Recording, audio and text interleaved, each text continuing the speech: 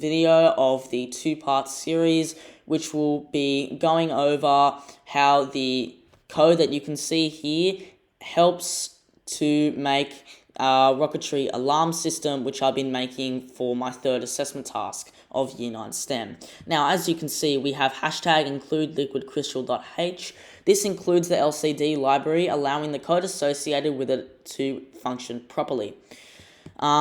Then we have constant integer rs equals 12, etc., etc. And the next line, liquid crystal LCD rs en, etc., etc. This associates the pin numbers on the Arduino with the interface pins on the LCD screen.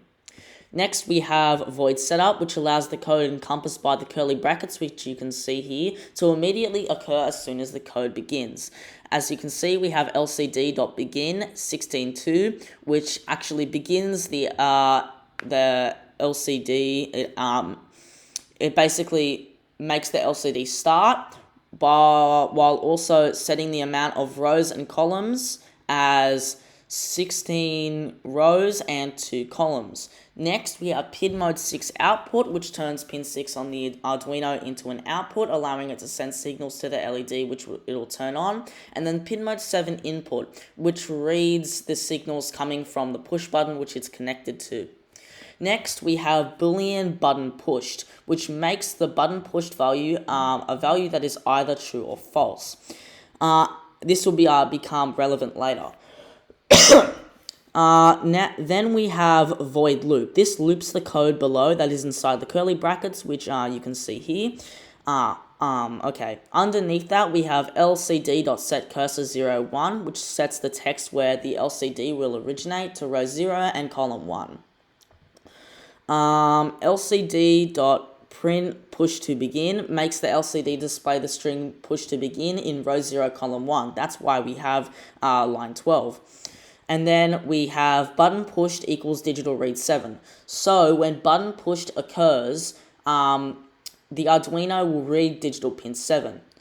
I.e., this becomes important as we have the function if button pushed is equivalent to true, i.e., if the push button to start the countdown is pushed, then all of this code will happen below.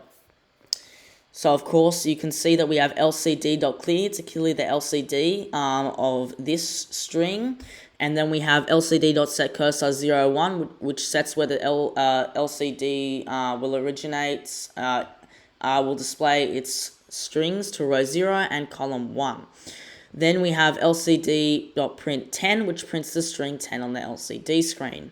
And then we have delay 1 second, which delays the time between the printing of the string 10 and 9 by 1 second. After that, we have lcd.setCursor01, and basically all the stuff I talked about then just keeps repeating until we get to lcd.print 00, which prints the string 00 on the LCD screen. Then there's a 1 second delay, and lcd.setCursor01 sets the text where the LCD displays it. It basically sets where the LCD will display its strings to row 0 and column 1. This makes it so that blast off A plus is displayed on row 0, column 1 of the LCD screen. Then we have tone 8466 to 20,000, which allows the piezo to receive outputs from pin 8 on the Arduino that makes it produce a note of A plus for 20 seconds to show that the countdown has finished.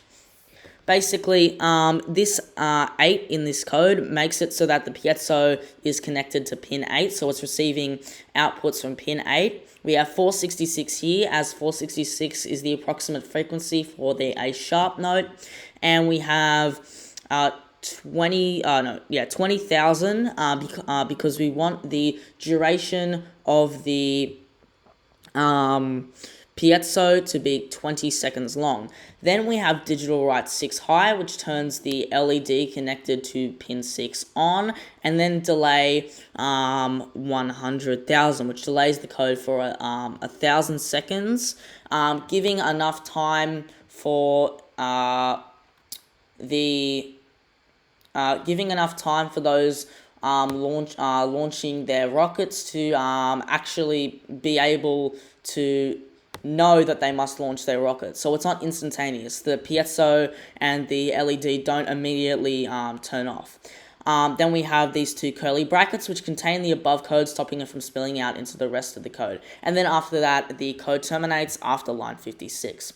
I hope that's a comprehensive enough summary, and hopefully you'll give me a 5 out of 5 for this section. Goodbye.